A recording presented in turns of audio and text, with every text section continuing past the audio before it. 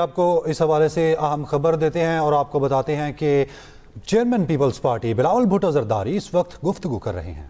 Terrorism and terrorist financing within our country. It is India that has demonstrated no desire to follow up on what they said at Sharm el-Sheikh.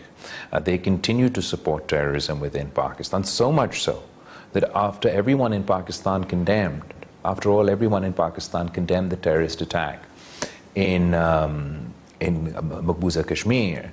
But when a couple of weeks earlier there was the Jafri Express attack within Pakistan, there was not a single statement of condemnation from India. And subsequently, the role of India in this and other attacks has been presented before the media and presented before other forums.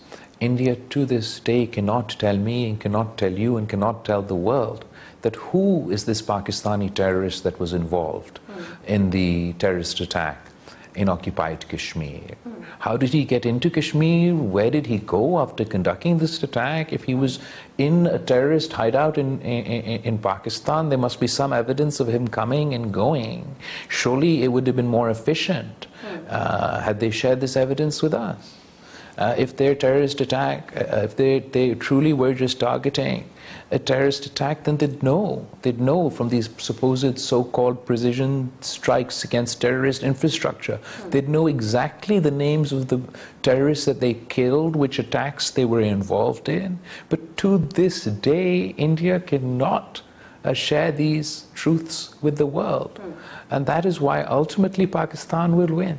They may be bigger, they may have more resources, but we have truth, facts, history on our side.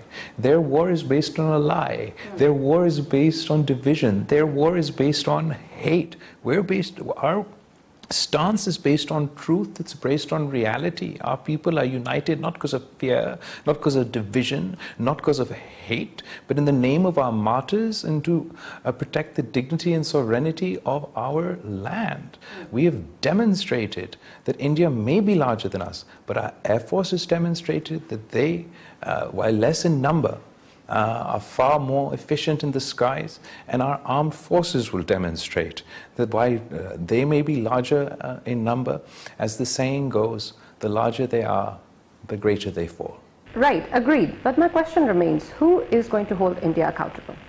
As far as holding India accountable, that has been Pakistan's stance between not only at the United Nations, but in front of the international community. It is for the international community in these very international institutions to hold, whether it's India, whether it's Pakistan or any other country, to account. That is why we set up these institutions after the world wars, to ensure that we had peace in our time, that our disputes were resolved through the course of international law and at the forum of these international institutions.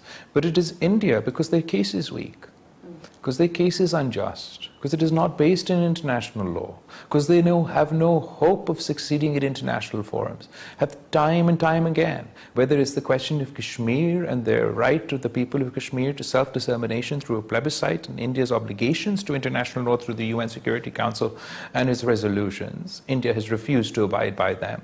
Whether it's the 2019 actions of unilaterally changing the status of this internationally recognized disputed territory and continuing with their repression and suppression of the people of Kashmir, or it's their latest response to unilaterally and illegally depart from the Indus Water Treaty, which is the gold standard of diplomacy between any two countries. As far as holding India accountable, all of these forums are designed to hold India accountable, and they must hold India accountable. If they can't hold India accountable today, then tomorrow they won't be able to stop the next country.